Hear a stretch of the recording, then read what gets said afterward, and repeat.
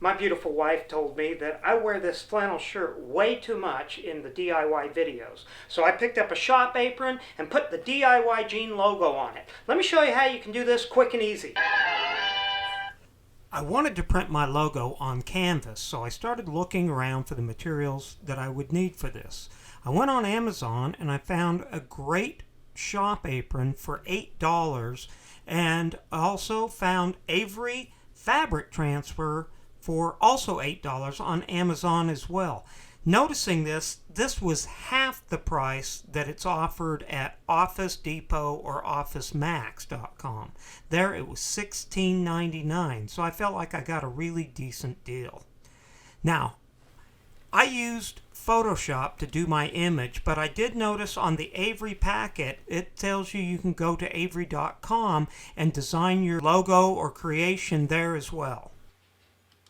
Using Photoshop, I started bringing all my images on. Now I'm saying images because I decided to fill up the paper so that once I start cutting them out, I'm not wasting any of the paper, because you can't run it back through the printer.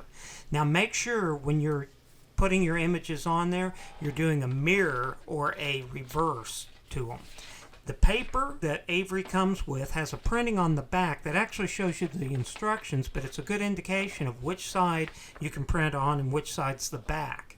So loading the back into my Epson printer with the back facing up. And now I'm ready to send the design to the printer.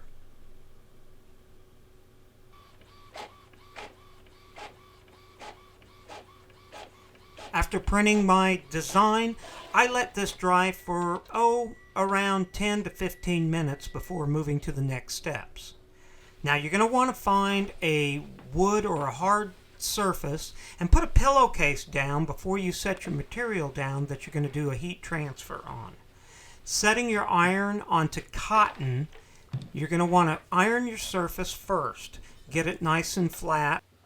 Now, if this is a steam iron, you're going to want to turn the steam off for when you're doing the transfer itself. Now, setting the transfer on there, you're going to pick out the design that you want and you're going to cut it out. Now, when you cut the transfer material out, you want to leave about 1/8 of an inch around your design. So you don't have to cut it out exact to it, but you want to be fairly tight on it. This will give you enough room, though, to get a hold of that backing paper when it's time to remove it from your canvas.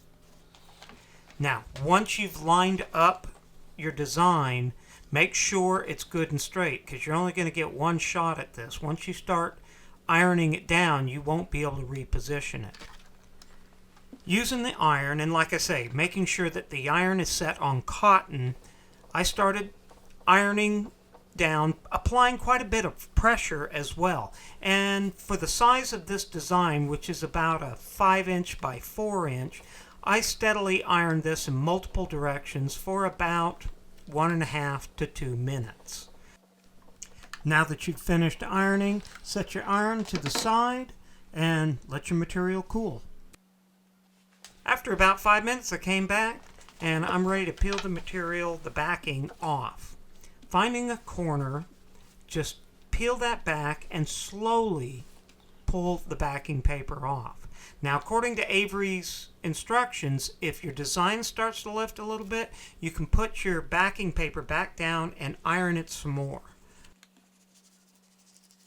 Luckily, I had no problems on this, and it went down smooth and safely. I'm real happy with this design. Hey, thanks for watching, and I hope you'll consider subscribing to our channel.